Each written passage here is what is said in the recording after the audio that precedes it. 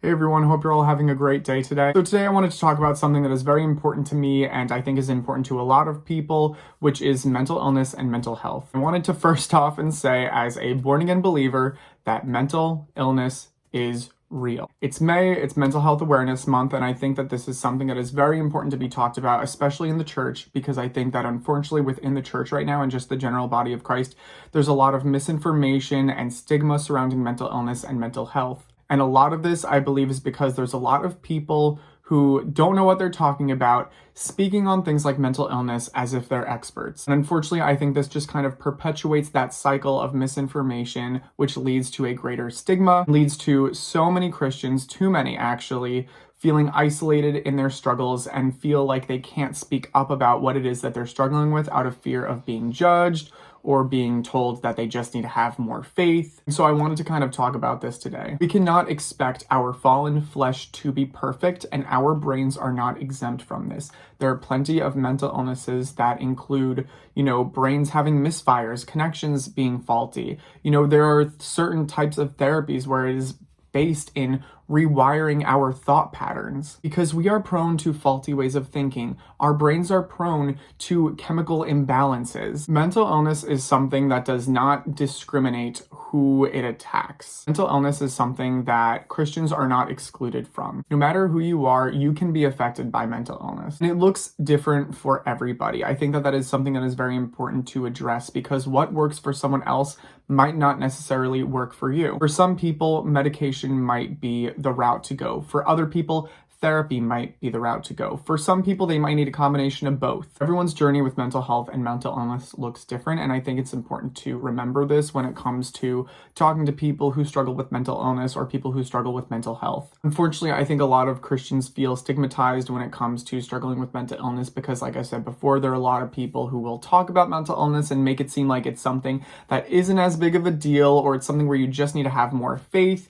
Some people even denying its existence. And this, to me, really hurts me because I don't know if I've told a lot of you guys this, but when I was a sophomore in college, that was me. I was someone who actually did not really believe in mental illness or mental health. It wasn't until I actually had a kind of mental health crisis of my own and started seeking help that I realized how big of an issue this actually is. When you tell someone who's struggling with mental illness or mental health to just get over it, or you're coming at them, making it seem like you know more about what they're going through than they are, that is something that is not only a huge turnoff and makes us as the body of Christ look bad, it's so invalidating as a human being to come to somebody who is struggling with something. Clearly, no one really wakes up in the morning deciding that they want to go through something terrible. 9 times out of 10, people are genuinely trying. And if someone is experiencing pain, no matter how big or small it may seem to you, they're still experiencing pain. And so if we're going to come at somebody, making it seem like we know more about their pain and their experience that they are going through at the moment, that is just so invalidating and ignorant and condescending even. I think unfortunately, like I said before, when you have all these people talking about things that they don't know like they're experts,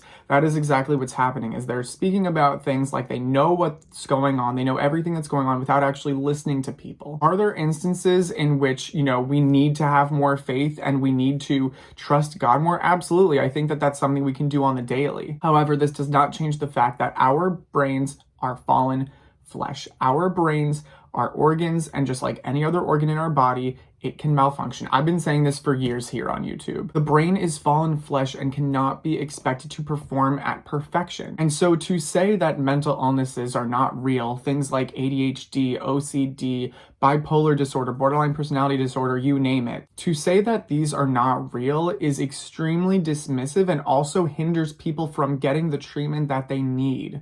There are so many different types of struggles that people who have mental illnesses experience. It makes life harder. And so to deny the existence of this is so harmful to people who can get treatment. And I would go as far as to say that this behavior of, again, saying that mental illness isn't real or downplaying the importance of it, I would say that this is just straight up dangerous. Because again, you're preventing people and hindering people from seeking treatment when they could very well use it. It may even be a matter of life or death. You don't know that. So anyway, I don't have much more to say on the matter. The important thing that I want people to realize is that mental illness is a very real thing. There is no shame at all in getting treatment for a mental illness. Christians are not exempt from struggling with mental illness. It is something that can affect absolutely anybody. If you are someone who struggles with mental illness and you are too afraid to talk about it, or if you're someone who has been told that they need to quote unquote just get over it, I am so sorry that that's been happening to you. Please seek out help, whether that's from a therapist, a psychiatrist. I highly advise that you seek out the proper treatment. So I hope this video helps whoever needed to hear this. It was a little bit more, I would say, not somber, but maybe more serious than my usual videos.